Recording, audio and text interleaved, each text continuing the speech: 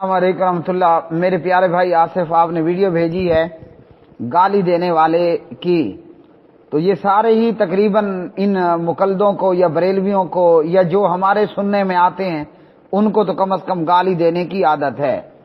اب ہمارے ایک بھائی کی ویڈیو تھی جو لوح قرآنی اور حروف مقطعات اس کے تعلق سے جو تغرے اور فوٹو بنا کر دکان اور مکان کی خیر و برکت کے لیے لگائے جاتے ہیں، اس تعلق سے ایک اہل حدیث بھائی نے کہا کہ یہ سب کام یہ ثابت نہیں ہے اور یہ درست نہیں ہیں۔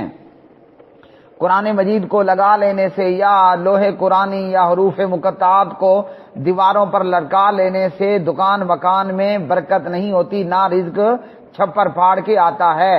اس بھائی نے کہا کہ اگر ایسا ہوتا تو یہ جو لوح قرآنی اور حروف مقطعات کے تغرے بیچنے والے ہیں یہ یوں سارا دن مارا مارا گلی چونکوں چراہوں اور بازاروں میں نہ گھومتے پھرتے بلکہ اپنے مکان میں 20-30 تغرے لگا دیتے لوح قرآنی اور حروف مقطعات کے، اور دیواریں اور چھپڑ پھاڑ پھاڑ کے ان کے گھر رزق آ رہا ہوتا۔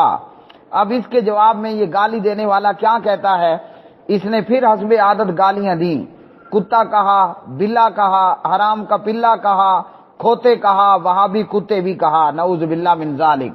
تو اپنی بد زبانی بھی اس نے پوری طرح دکھائی۔ لوح قرآنی کے تغروں اور حروف مقطعات کے اور 786 کے تغروں کو ثابت کرنے کے لیے یہ گالی دینے والا کتا، بلا، حرام کا پلہ، کھوتے، کتے کہنے والا یہ بریلوی کیا کہتا ہے، واقعہ سناتا ہے شبلی کا اور بو علی سینا کا۔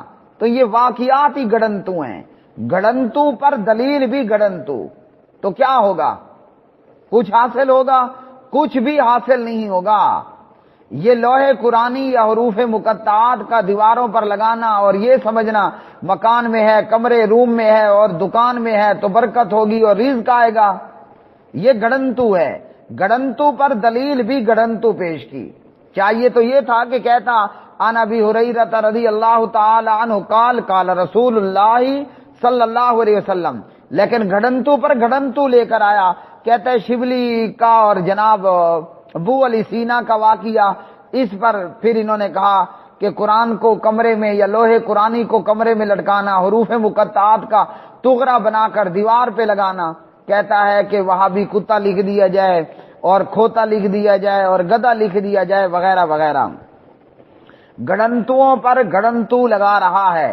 ہاں اتنا پتہ چل رہا ہے کہ بریلوی ہیں بڑے بد زبان، یہ لوگ ہیں بڑے فحش گو اور بد کلام اور بد زبانی کرنے والے۔ جہاں تک شبلی اور بو علی سینے کے واقعے کا تعلق ہے تو یہ محض من گھڑت ہے، اس کا حقیقت حال سے کوئی تعلق نہیں ہے۔ شبلی کا کیلو کال اور بو علی سینا کا کیلو کال ہمارے لیے ٹکے برابر بھی کوئی حجت نہیں رکھتا۔ باقی کہا کہ وہابیوں نے جو ہے وہ قرآن مجید کو تکیہ بنا کر سر کے نیچے رکھ لیا، تو الحمدللہ اہل حدیث وہابی یہ گستاخی کرنے والے نہیں ہیں، یہ صرف اس کتے بلے اور حرام کے پلے کہنے والے کی جو ہے وہ الزامات ہیں اور بہتان بازی ہے اہل الحدیث پر۔ ہم نے قرآن مجید کو کبھی تکیہ نہیں بنایا، نہ ایسا کرنا ہم کسی طور پر بھی حلال جانتے ہیں۔ ہم یہ سمجھتے ہیں کہ کوئی بھی مقدس کتاب ہے وہ قرآن مجید ہے یا تورات ہے، آپ اس کو باقاعدہ تکیے یا رحیل پر رکھیں اور اس کتاب کا باقاعدہ ادب و احترام ملحوظ خاطر رکھیں۔ تو کتا، بلا اور حرام کا پلہ کہنے والا یہ بریلوی اہل حدیث پر صرف بہتان بازی سے کام لے رہا ہے۔ رہ گیا معاملہ حرفوں کی طاقت، تو بھائی کلام اللہ ہے، اللہ کا کلام ہے اور ہم اللہ کے کلام میں طاقت مانتے ہیں، اس کا طریقہ ہے۔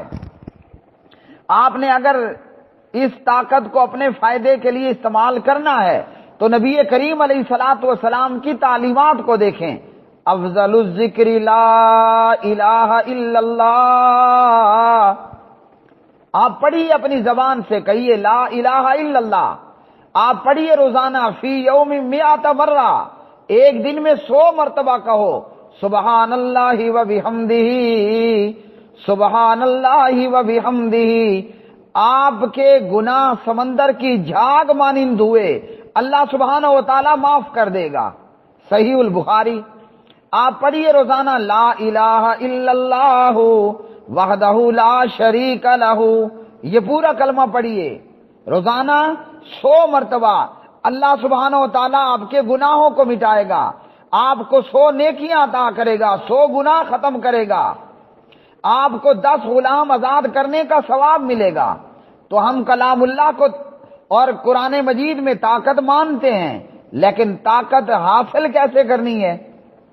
اب ایک دوائی آپ کو ڈاکٹر دے کے لگانے کے لیے آپ اس کو پینا شروع کر دیں، جو دوائی آپ کو ڈاکٹر دے کے انجیکشن میں لے کر جسم میں لگانی ہے آپ اسے پینا شروع کر دیں، تو کوئی آپ کو کہے گا کل من؟ بھائی کلام اللہ میں طاقت ہے، لیکن اس کو پڑھنا ہے، نہ کہ اس کو دیواروں پہ آویزہ کرنا ہے، نہ کہ اس کو دیواروں پر آویزہ کرنا ہے۔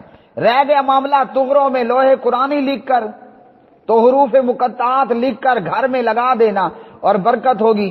نبی علیہ السلام کی کس حدیث سے ثابت ہے سوائے ان جہلوں کے گھڑنتوں کے؟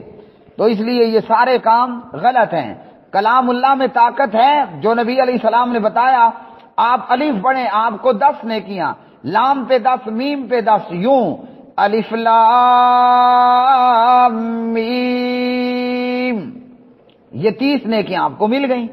تو طاقت ہے تو 30 نیکیاں ملی نا، تو اس کو پڑھنا ہے، نہ کہ تغرے بنا کر اس کو دیواروں پہ لگا دینا ہے۔ باقی اہل الحدیث کو آپ نے گالیاں دی، یہ ساری گالیاں آپ کے اعمال نامے میں، کالا اعمال نامہ مزید کالا۔